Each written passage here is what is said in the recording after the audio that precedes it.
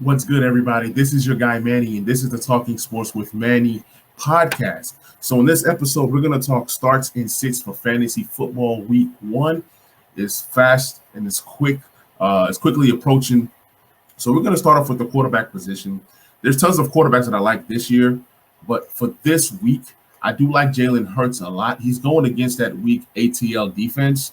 So, he's definitely a guy that you can start in with confidence. I mean, if anything, Jalen Hurts is going to run the ball. He's going to run the ball and he's going to command a lot of attention, grab you a lot of points. On the flip side, Matt Ryan is also a pretty good start this week versus that weak Philadelphia secondary. I mean, that features Darius Slay, but outside of Slay, who else do they have? Okay, in a high scoring game potentially could be between the Browns and the Kansas City Chiefs. So I would say Baker Mayfield. He has a chance to go over 30. I mean, go over 300 yards passing and potentially 2 or 3 touchdowns. So if you play daily fantasy, he is a good choice for this week. I just see a high scoring game. Then obviously you have Kirk Cousins. Kirk Cousins was great last year, over 30 touchdowns. And this year, he's going to have his weapons back. Dalvin Cook is healthy. You got Thielen. They lost Irv Smith. So look for a lot of Adam Thielen this year. Adam Thielen is going to be a guy that puts up top 12 wide receiver numbers this year. So you can definitely go grab Adam Thielen. But I think Kirk Cousins has a great week this week. Trevor Lawrence, I know he's just a rookie, but he's playing the Houston Texans. Whoever the Texans are playing, start that quarterback. I promise you. Or start that wide receiver, running back, whatever. I would even go as far as saying start the Jacksonville Jaguars defense. That's just how much I think about the Houston Texans. That's how much I think of the Houston Texans. I think they're a terrible, terrible team. Zach Wilson versus the Carolina Panthers. I understand Zach Wilson is a rookie, but guess what? This guy has the it factor. I think he's going to be a big-time fantasy quarterback this year. He has flair. He reminds me a little bit of Patrick Mahomes, just by the way that he plays, but we're going to see if it translates to week one. But I have a good feeling about Zach Wilson. I won't say that he's like my top start, but he's definitely a guy that I'm considering starting. Obviously, the Lions are a terrible team this year. So consider every single 49er. Jimmy Garoppolo is a sleeper. You can go there. Matchups that I don't really trust week one is Josh Allen. Yes, I am saying it. Josh Allen versus the Pittsburgh Steelers. I think that Josh Allen still has a decent week, but it might not be the best. Also, beware of Justin Herbert this week versus the Washington football team. Remember, Justin Herbert didn't play a single snap of preseason, so temper your expectations for Justin Herbert and the entire Chargers team for that one game. Guys that I'm not really feeling this week, Tua Tagovailoa playing against that tough New England defense. Andy Dalton is going to get destroyed by the Rams defense. Teddy Bridgewater versus the Giants, new team, new system. I don't know how Bridgewater fares for that team, but the wide receivers are much safer than Teddy Bridgewater. That's just my opinion. In week two, Raheem Mostert, I told you guys, start every single 49er. Raheem Mostert versus the Lions. He should have his way with those guys. The Lions were terrible last year when it comes to stopping the run. So I expect much more success for a Raheem Mostert in week one.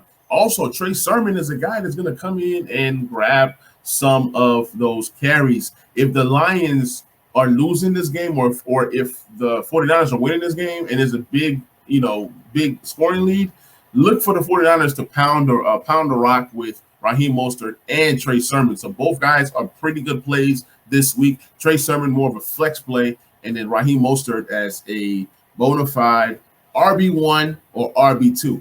If you have Raheem Mostert as your RB1, then that means that you went zero running back strategy in your draft, or you have injuries, or you've traded away all of your running backs. But Raheem Mostert should have a good season this year as long as he's healthy. I expect Trey Sermon to be the guy to end the year for them. I also like Miles Sanders this week. I think that with Jalen Hurts in as the quarterback, Miles Sanders can be really, really dangerous this season, especially if he stays healthy. With Miles Sanders, his whole thing is health. So I see Miles Sanders as a guy that's going to be able to catch 4 to 5 passes this Sunday for about 70 yards and then rush for another 70 yards or so and maybe a touchdown or two if he gets lucky. James Robinson is going to have a great season this year. I know even prior to the ETN injury, I still think that James Robinson is going to have a great year. Going against that terrible, terrible Houston Texans defense, I expect him to eat. Kareem Hunt is going to be a guy that's going to be vital, especially in PPR, in this high-scoring game, playing from behind, so to speak. Kareem Hunt, I like him this week. I also like Nyheim Hines. It's going to be a high-scoring game between the Colts and the Seattle Seahawks. I expect Nyheim Hines playing a lot of slot wide receiver, playing out the backfield. He's going to be targeted about 7 to 8 times. If he gets about 5 to 7 receptions, then you got something out of Nyheim Hines come week 1. Could be a very good flex play. Could be better than a flex play. So let's see what happens this week. I'm not really messing with any of the Denver Broncos running backs this week versus the Giants. Melvin Gordon is out there. Javonte Williams is out there. I don't know how they fare against that Giants defense. The Giants do have a pretty good defense this year. So yeah, I really don't trust either Denver Broncos running back week 1. Start them if you want, but I don't trust them. Tough matchup this week. I said every Charger versus the Washington football team. Austin Eckler might be a tough matchup. I might not start Austin Eckler, but if I drafted him to be my RB1 or RB2, then you best believe he's going to be in my lineup. But if I have options, then obviously I will not start Austin Eckler. And also he has that hamstring injury that he's dealing with right now. So you don't even know if he's going to practice come Thursday or even Friday. So keep an eye on Austin Eckler. I'm telling you guys right now, keep an eye on him. Keep an eye on him. Guys that I'm not messing with this week, guys like DeAndre Swift, Zach Moss. I already told you guys, Melvin Gordon. I like Kenyon Drake this week. He has a chance to receive some passes versus that tough Baltimore defense. I think that Baltimore defense is going to stop the run. But in terms of pass catching option, I like Kenyon Drake. I like Kenyon Drake a lot this week, but I'm not going to go out and just start him. I only start him if I don't have any other pretty good options. So we're going to dive into the wide receiver room, the wide receiver group.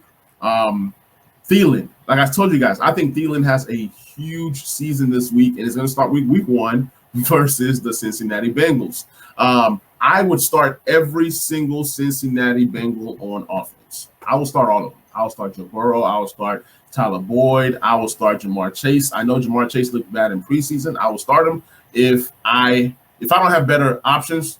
If Jamar Chase is your second or third best wide receiver, then you might want to start them. But if you have better guys ahead of Jamar Chase, then you start those guys. But I like T. Higgins a lot this year, and I'm starting him every single week. Brandon Ayuk and Deebo Samuel are going to eat versus the Lions. Cooper Kupp, I expect him to have close to 100 catches, if not 100 catches this season. And he has potential to have double-digit touchdowns this year with the upgrade in Matthew Stafford. So let's see what happens there. Also, I like Robbie Anderson this year. I like Robbie Anderson this week. I like every single Panthers wide receivers this week. DJ Moore, Terrence Marshall, and Robbie Anderson this week versus the New York Jets. Now, long term, I love Terrence Marshall in Dynasty. I also love Robbie Anderson, and DJ Moore is pretty cool. But for some reason, I just cannot. There's something that I don't like about DJ Moore. I'm not the biggest Robbie Anderson fan, but there's something I don't like about DJ Moore. But he's a good player. He's a good player. I just don't like him for whatever the reason is. Sleepers, Jacoby Myers. I think he's going to be the bona fide number 1 target for Mac Jones. Michael Pittman, the same for Carson Wentz. I think these two guys get tons of targets this year and can push for top 24, maybe even top 20 wide receiver numbers. Yes, I'm saying that about Jacoby Myers. I think he's going to be a target monster, and I think he's going to be one of those guys that get a lot of receptions. I see Jacoby Myers as a 85 to 90 reception guy this season. I could be wrong, but then again, I could be right. I like Russell Gage this week versus that weak Philadelphia Eagles defense. Guys that I'm not really going to mess with this week are guys like Mike Williams. I never mess with Mike Williams anyways. OBJ, temper your expectations. Just take the slow approach with OBJ. He might pan out for you, but I'm not starting him week 1 unless I have to. Kenny Golladay scares me. The Denver Broncos are loaded on defense, and the Denver Broncos have a pretty good secondary. So, yeah, I don't know. I don't know about Kenny Golladay this week. Let's go ahead and dive into the tight end group. There's tons of tight ends that can ball out this year. Obviously, we know that the top 3 guys. Okay, so they won't be in the starts and sits, but definitely start Dallas Goedert. I like Dallas Goedert this year more than I like Zach Ertz. Maybe more so in Dynasty, but I will start both tight ends this week versus that week ATL defense. I also like Robert Tonyan.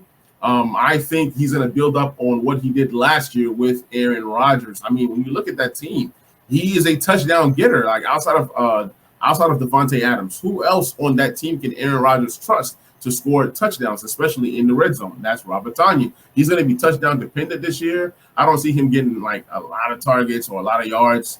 Even if he gets targets, it's more so touchdowns and moving the chains.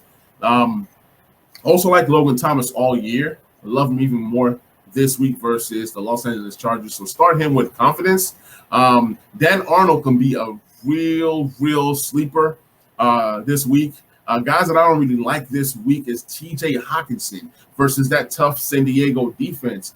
That San Francisco defense. But at the end of the day, Jared Goff got to throw to somebody. And TJ Hawkinson is that number 1 receiver on the Lions.